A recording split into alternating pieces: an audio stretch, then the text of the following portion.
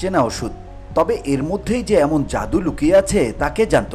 প্রথম খুঁজে পেলেন ইংল্যান্ডের ইউনিভার্সিটি অব ইস্ট অ্যাঙ্গোলিয়ার স্কুল অব বায়োলজিক্যাল সায়েন্সের বিজ্ঞানীরা। সেই দুটি জাদু আছে যে ওষুধ ক্যান্সার ও ডায়াবেটিস রোগের চিকিৎসায় ব্যবহার করা হয় তা এখন যৌবন ধরে রাখার কাজে ব্যবহার হবে। ওষুধ দুটি নির্দিষ্ট মাত্রায় ব্যবহার করা গেলে আয়ু বৃদ্ধি হতে পারে বলে দাবি করেছেন বিজ্ঞানীরা।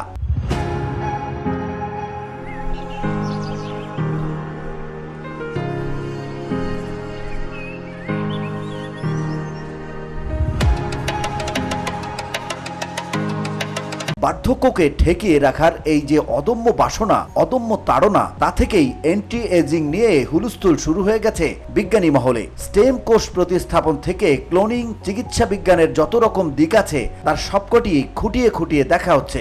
আর এ দুটি ওষুধ আপাতত পশুদের শরীরে প্রয়োগ করে দেখা হয়েছে, মানুষের উপর প্রয়োগ করার কাজ শুরু হয়েছে। তার ফল এখনো প্রকাশ্যে আনেননি বিজ্ঞানীরা। এর জন্য আরো কিছুটা সময় অপেক্ষা করতেই হবে। আর তা করতে গিয়েই দুটি ওষুধের নাম প্রকাশ্যে এনেছে র্যাপামাইসিন ও মেটাফরমিন। র্যাপামাইসিন ক্যান্সার প্রতিরোধী ওষুধ, আবার অঙ্গ প্রতিস্থাপনের সময়ও এর প্রয়োগ হয়। আর মেটাফরমিন ডায়াবেটিসের ওষুধ, টাইপ 2 ডায়াবেটিসের চিকিৎসায় রোগীদের দেওয়া হয়। এখানে চমক আছে, ওষুধ দুটি নিজ নিজ ক্ষেত্রে কাজ করে ঠিকই, কিন্তু তাদের মিলিয়ে মিশিয়ে যদি নির্দিষ্ট ডোজে ব্যবহার করা যায় তাহলে এদের ক্ষমতা হবে দেখার মতো। তখন কোষের পুনর্গঠন, কোষ বৃদ্ধি ও বিভাজনে এরা মুখ্য ভূমিকা নেবে। এটা ছাড়াও আরো কিছু কাজ করবে, যেমন অতিরিক্ত ক্যালোরি জমতে দেবে না শরীরে। কড়া ডায়েট বা ইন্টারমিটেন্ট ফাস্টিং এর মতো দীর্ঘক্ষণের উপোস না করেও ওজন নিয়ন্ত্রণে থাকবে।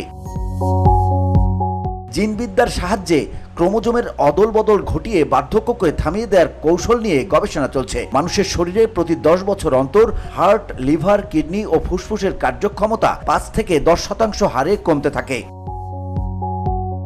সাধারণত 30 বছরের পর থেকেই এই ক্ষয়ের প্রক্রিয়া শুরু হয়। তাই দেখা যায় 50 বছরে গিয়ে হয়তো শরীরের গুরুত্বপূর্ণ অঙ্গগুলোর ক্ষমতা প্রায় 20% কমে গেছে। এর কারণ হলো কোষের ক্ষয় ক্রমাগতই হয়ে চলেছে। কোষের মূল জিনগত উপাদান হলো ক্রোমোজোম, যা দেখতে এক্স অক্ষরের মতো। আর দুটি বাহু, ছোটটির শেষ প্রান্তকে বলে টেলোমিয়ার। ক্ষয়টা হয় এখানেই। কোষ কতবার বিভাজিত হবে তার হিসেব আছে বইকি। যখন বিভাজন প্রক্রিয়া একেবারেই বন্ধ হয়ে যাবে তখনই কোষের মৃত্যু হবে।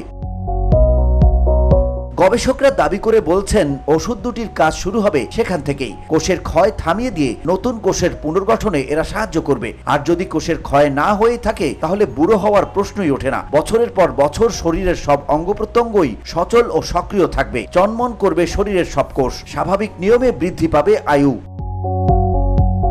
VOD Bangla news desk.